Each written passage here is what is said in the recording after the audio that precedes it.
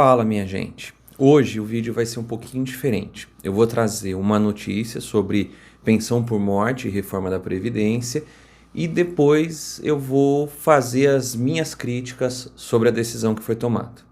Para quem não me conhece, meu nome é Pedro Costa, sou advogado previdenciário e por isso eu trabalho com pedidos de aposentadoria, de benefícios por incapacidade e de pensão por morte junto ao INSS diariamente. Ou seja, eu consigo ver, sentir na ponta a necessidade das pessoas que me procuram, dos segurados da Previdência Social. E eu digo isso porque eu sou um crítico à reforma da Previdência do governo Bolsonaro, a emenda constitucional 103 de 2019. E critico porque foram muitas mudanças, né? Mudanças nas regras de concessão, regras de transição e regras de cálculo.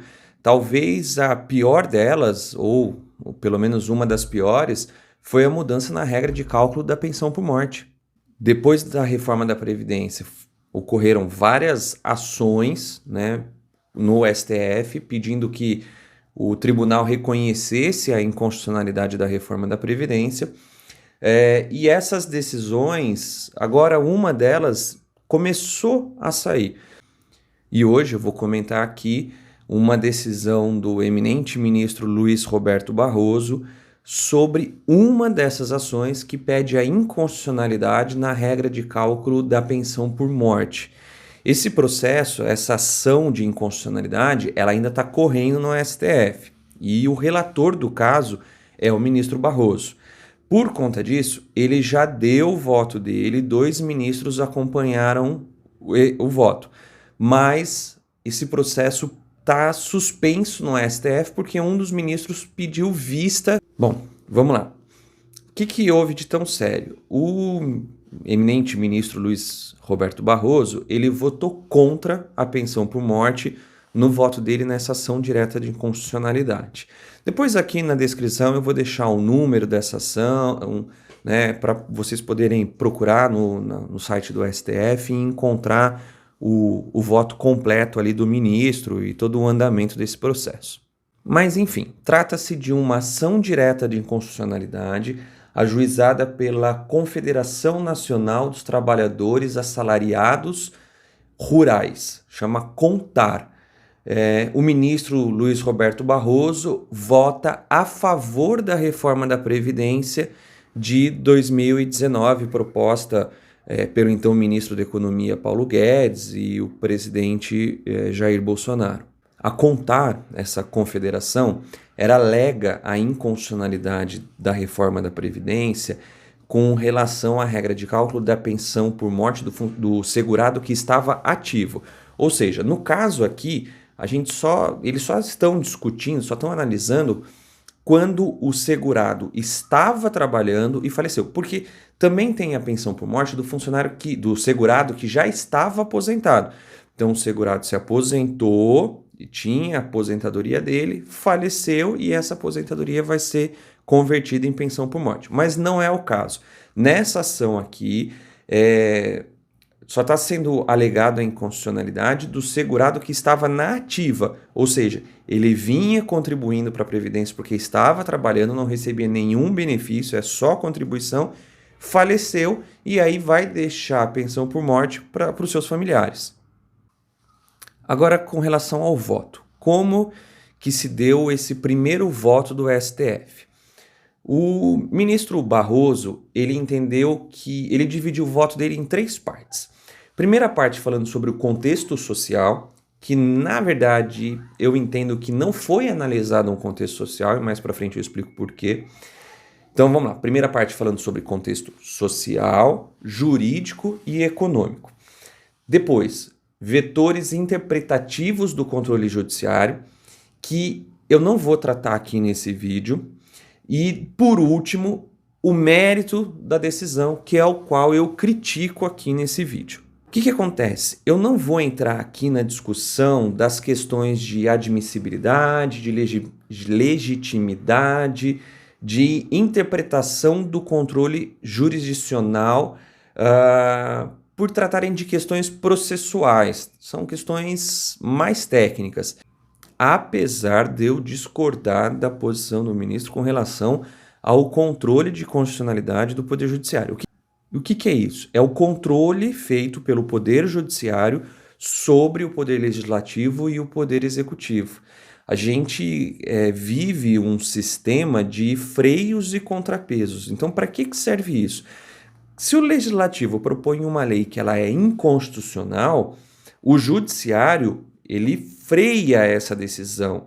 Ou seja, ele vai controlar essa inconstitucionalidade dentro, né, vai trazer para as margens da Constituição. E aqui há uma discordância proposta pelo ministro Barroso. Ele entende que no caso aqui da reforma não cabe esse controle do Poder Judiciário sobre o Executivo, da qual eu discordo. Mas como é uma decisão mais técnica, processual, é uma decisão processual, eu não vou entrar nesse mérito agora, né? Vamos analisar o mérito da decisão em si. Então, o primeiro ponto, né, lembrando que o ministro dividiu o voto em 3 partes, e o primeiro ponto do contexto social, econômico e jurídico. Vamos começar pelo contexto social. Por que eu considero que não existe uma análise sobre um contexto social? Quando a gente fala de contexto, a gente fala de uma situação mais ampla e deveria sim ser levado em consideração todo o contexto social do nosso país. E aqui não. O ministro Barroso ele faz uma análise apenas sobre as mudanças demográficas, então ele traz como um contexto social essas mudanças demográficas versus um suposto déficit da Previdência Social. A mudança demográfica ela é só uma parte dentro de todo um contexto social. E aqui ele diz o seguinte, vamos lá. Os dados sociais se referem às mudanças demográficas verificadas no Brasil nos últimos anos. Os dados jurídicos, a seu turno, dizem respeito a um regime normativo favorecido que vigorou por muito tempo no país, principalmente para os servidores públicos. Os dados econômicos, por fim, expressam a relação entre receita e despesas da Previdência Social, a proporção desses gastos em relação ao Produto Interno Bruto, PIB, e no orçamento público os impactos macroeconômicos do déficit previdenciário. Ou seja, o contexto social é resumido entre mudanças demográficas. O que são essas mudanças demográficas apresentadas aqui no voto pelo eminente ministro? O aumento da faixa etária da população brasileira, ou seja, a população brasileira está ficando mais velha. Antes a gente tinha um formato de uma pirâmide, uma base mais jovem, né? Uma maior quantidade de pessoas mais novas e poucas pessoas mais velhas. Agora existe uma mudança e essa pirâmide ela vem sendo achatada, deixando de ser uma pirâmide, formando um formato de um barril, vamos dizer assim, ou mais um retângulo. Enfim. A outra mudança demográfica seria a redução do tamanho das famílias, ou seja, hoje as pessoas não têm mais filhos como tinham antigamente. As famílias ou têm 2 filhos, o que seria uma taxa de reposição, ou têm 1 filho, que é uma taxa de redução. De acordo com o voto, essa diminuição da população mais jovem, cumulada com a redução das famílias, gera esse déficit na Previdência, porque você tem um aumento de uma população mais velha e diminui a população ativa que contribui para o sistema. Só que não dá para a gente falar que apenas a diminuição da população mais jovem e a diminuição das famílias, ou seja, menos pessoas entrando no sistema previdenciário, é a única razão. Por quê? Uma coisa que o eminente ministro esquece de falar aqui é o desemprego. Quem contribui para a Previdência é quem está trabalhando, quem está empregado. Quando a gente também não pode esquecer que desde 2017 a gente vem vendo um aumento significativo da taxa de desemprego, superior aos 2 dígitos.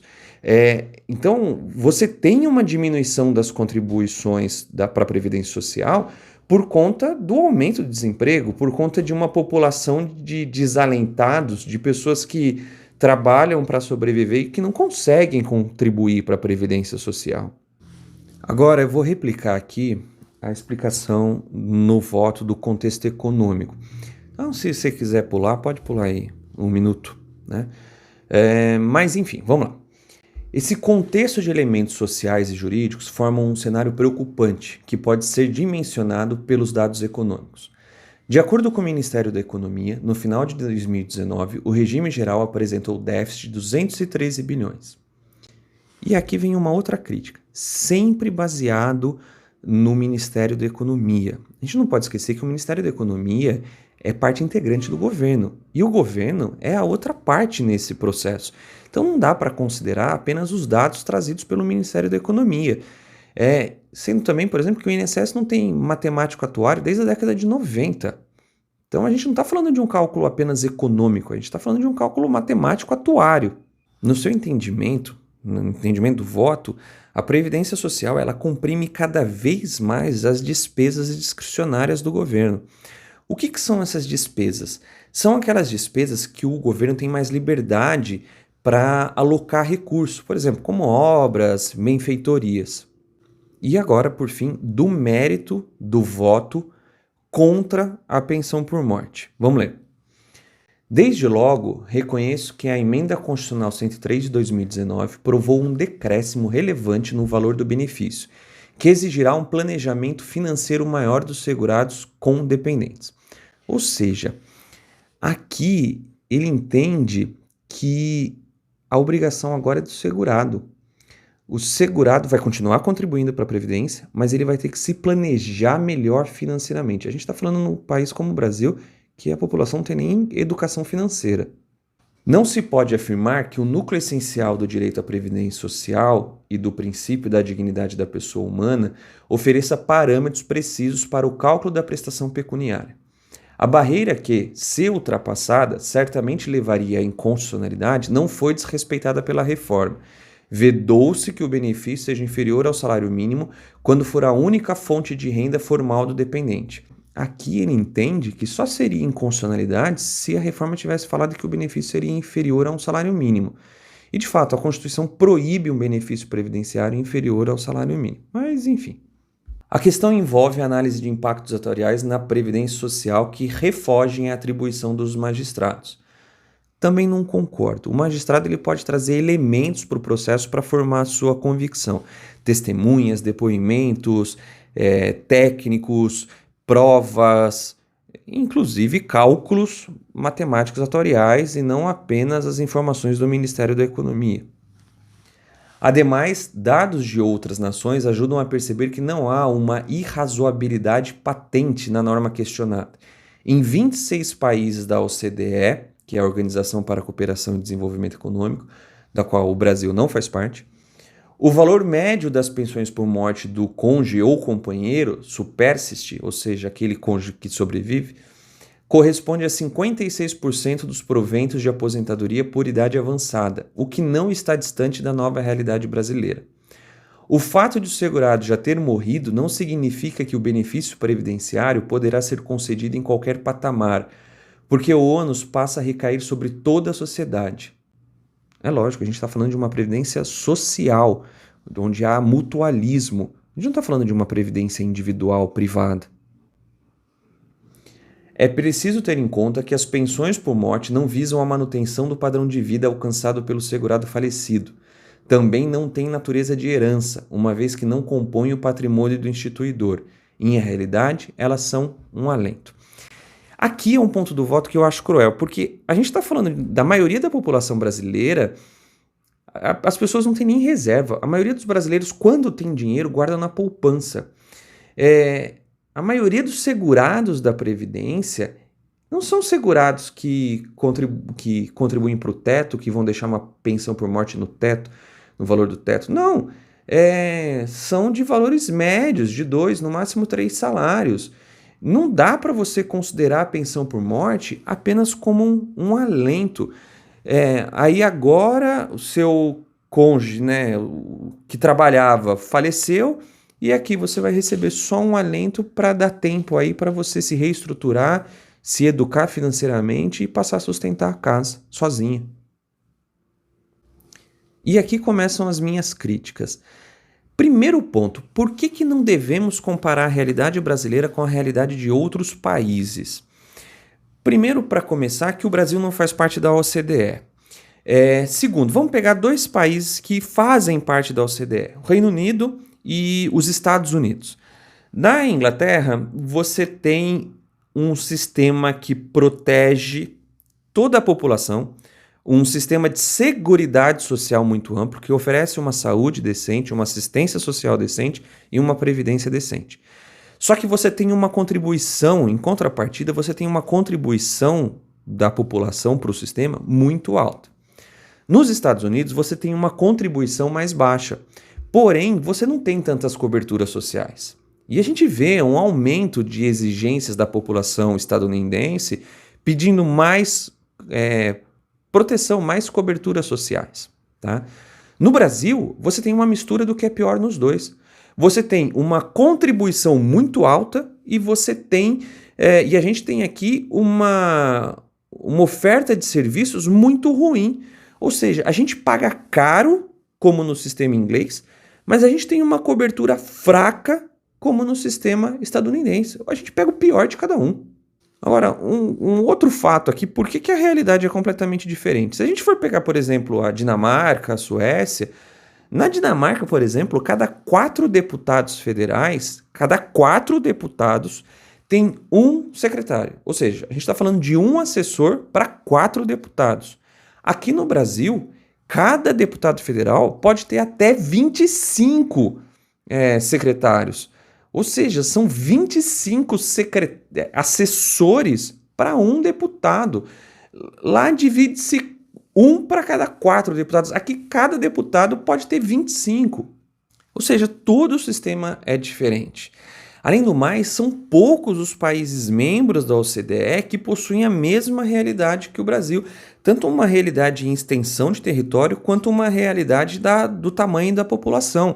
E principalmente da pobreza da população, situação econômica e social da população. Nesse aspecto, talvez o país da OCDE, membro da OCDE, que mais se aproxime do Brasil seja o México. Porque se a gente levar em consideração por tamanho, Estados Unidos e Canadá também se assemelham ao Brasil. Mas não é a mesma realidade. Se a gente pegar o Canadá, por exemplo, a população inteira do Canadá, a população do país inteiro, que é um dos maiores países do mundo, é de 36 milhões de habitantes. Um número bem inferior aos 45 milhões de brasileiros que vivem somente no estado de São Paulo. Além disso, a maioria dos países membros da OCDE possui uma população menor do que a cidade de São Paulo. E aqui, a principal razão pela qual a gente não pode comparar o Brasil com os países membros da OCDE ou com o sistema de previdência desses países é completamente diferente do nosso, mas principalmente a realidade desses países é completamente diferente da nossa. Se a gente for levar em consideração, a OCDE ela leva vários fatores, ela traz vários fatores e por isso que essa comparação fica muito fácil. Mas se a gente pegar apenas o IDH, o Índice de Desenvolvimento Humano, o Brasil nem é tão ruim, ele tem um índice médio. A gente está falando ali no índice médio do Brasil, gira em torno de 0,76.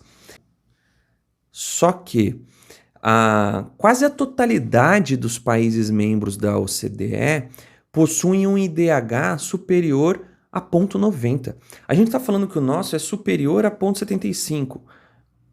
Dos países membros da OCDE, quase todos são superiores a 0,90. Um outro ponto. A Alemanha, por exemplo, possui uma expectativa de 81 anos, né? Ou seja, o alemão médio ele vive em torno de 81 anos. Essa média entre masculino e feminino. Que seria a média da OCDE? Para a gente ter uma ideia da nossa realidade aqui no Brasil, o único estado brasileiro que se aproxima disso é Santa Catarina, com uma expectativa de vida média de 79 anos. Mesmo assim, inferior à média da OCDE, inferior à Alemanha. Se a gente pegar, por exemplo, o estado de São Paulo, que é o maior do país, ele possui uma expectativa de vida de 78 anos. No estado do Rio de Janeiro, a expectativa é de 76, já diminui. No Maranhão, é de 67 anos, a mesma do Cazaquistão, que não é membro da OCDE. E aqui também não adianta a gente falar que a média nos estados do Norte ou do Nordeste, a expectativa no Norte ou no Nordeste, é que puxa a média brasileira para baixo. Realmente, lá a expectativa de vida é menor, porque existe uma pobreza maior, existe falta da presença do governo, existe falta de políticas sociais. Por isso que as pessoas vivem menos. Mas se a gente trouxer para dentro de uma mesma cidade, você vai ver uma diferença na expectativa de vida muito grande. Se a gente falar, por exemplo, na região metropolitana de São Paulo, que tem uma média mais alta, lembra que a gente falou que aqui no estado de São Paulo a expectativa de vida é 78 anos. A gente tem vários municípios do interior, tal, que populações menores, com uma qualidade de vida melhor, que puxam isso um pouco para cima. Mas se a gente pegar a região metropolitana de São Paulo, em Higienópolis, por exemplo, a expectativa de vida se aproxima de 80 anos. Mas se você for para Itaquera, a expectativa de vida já é abaixo dos 60 anos. Ou seja, com tudo isso a gente percebe que o Brasil é um país imenso e extremamente desigual. Não tem a mesma realidade da OCDE, dos outros membros da OCDE. Quando a gente verifica os índices que medem a qualidade de vida, e a qualidade de vida ela tem um reflexo direto na expectativa de vida, a gente consegue entender por que o Brasil não é membro da OCDE. E se a gente for para os municípios menores ou para os municípios mais pobres, a gente vê que essa desigualdade social está diretamente relacionada à corrupção e ao descaso do poder público. Nesses municípios, o IDH chega a ser inferior a 0,50. Por isso que, pela OCDE, o Brasil ele é considerado um país muito desigual e fracassado. Existe um índice chamado IEF, que considera, por esse índice, o Brasil é um Estado, um governo ineficaz e corrupto. Como eu falei há pouco, por certo, o eminente ministro Luiz Roberto Barroso, ele considera no seu voto que cada vez mais a Previdência Social comprime o governo, né? Comprime aquelas despesas discricionárias.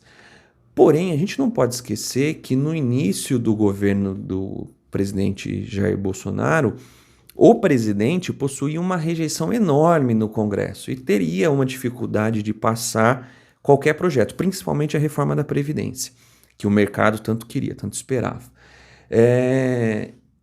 E essa aprovação veio, depois descobriu-se que essa aprovação veio através do orçamento secreto, através do deslocamento de verbas discricionárias para o orçamento secreto. Na época, o ministro Paulo Guedes falava que a reforma da Previdência deveria ser feita para o dólar não chegar a 4,20. O dólar só subiu e nunca mais voltou para um patamar inferior a 4,20. Do mesmo jeito que a gente falava de reforma trabalhista em 2017 para evitar uma crise, e desde então para evitar o desemprego, e desde então os índices de desemprego só aumentaram. Ou seja, a reforma da Previdência foi comprada pelo que pode ser talvez o maior escândalo de corrupção do país, do mundo. A pensão por morte foi reduzida e nada melhorou. O brasileiro perdeu uma proteção social e não ganhou nenhuma contrapartida. Lembrando que a contribuição para a Previdência continua a mesma, continua naqueles patamares muito altos. Enfim, aonde vai a minha crítica? É inegável que a gente tem uma população que vai ficando mais velha, a gente tem uma diminuição do tamanho das famílias. O problema é que a gente também tem uma desigualdade social muito grande e a gente tem um índice de desemprego muito grande. Também a gente tem menos pessoas contribuindo para a Previdência Social porque estão desempregadas, ou porque fazem trabalho sem registro, se viram da maneira que dá e não conseguem contribuir para a Previdência. Mas uma coisa que a gente não pode negar é que a Previdência Social ela também tem um caráter distributivo na economia. Quando a gente fala do mercado, o mercado nada mais é do que uma série de relações humanas. Quando a gente paga aposentadoria, quando o governo paga aposentadoria, paga a pensão por morte, ele está também inserindo o dinheiro, inserindo o capital no mercado, no varejo, no posto de combustível, na farmácia. Se você verificar a receita dos municípios brasileiros da Previdência Social, o que o INSS paga para a população de cada município, e comparar com o orçamento desses municípios, você vai ver que em muitos municípios brasileiros a receita dos aposentados supera o próprio orçamento dos municípios. A gente está falando de muito município ainda que recebe verba da União, mas de uma forma ou de outra. Mas, ou seja, o mercado, a economia daquele município depende do dinheiro que os aposentados recebem, que os pensionistas recebem. Quando você tira o dinheiro do segurado, você também está tirando dinheiro do mercado. No voto, o ministro Barroso alega que 16 países da OCDE reduziram os benefícios. Só que a gente está falando de países que não possuem a desigualdade social que o Brasil possui, que possuem um controle do sistema econômico maior do que o que a gente possui. Então, antes da gente se preocupar em seguir esse exemplo e só reduzir direito social, o governo tinha que se preocupar em reduzir desemprego e aí aumentar o recolhimento da Previdência Social. Tinha que se preocupar em reduzir desigualdade social. E aí também melhorar a economia dos municípios, melhorar a vida desses segurados. E agora eu vou trazer duas frases da economista Maria da Conceição Tavares, que era professora universitária, que foi deputada, foi uma força política no Brasil, e que era uma economista brilhante. Ela falava duas coisas. Primeiro, o economista tem que conhecer de história e entender de ciências sociais, pois modelos puramente econômicos levam a erros desastrosos. E uma outra coisa que ela disse, que também cabe muito bem aqui nesse caso, é que a economia que não se preocupa com a justiça social é uma economia que condena os povos a uma brutal concentração de renda, ao desemprego e à miséria. Por ora, só nos resta aguardar. O ministro Dias Toffoli e o ministro André Mendonça já acompanharam o voto do relator, que é o ministro Luiz Eduardo Barroso. Agora, o ministro Ricardo Lewandowski pediu vistas desse processo e, com isso, o processo fica suspenso até que ele analise.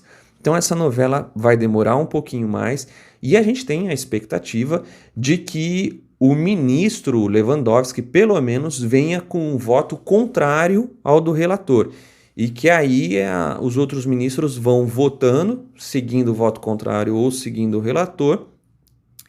E que a expectativa agora é que a gente tenha, pelo menos no voto dos outros ministros, um retorno positivo e que realmente considerem a redução no cálculo da pensão por morte inconstitucional como deveria ser.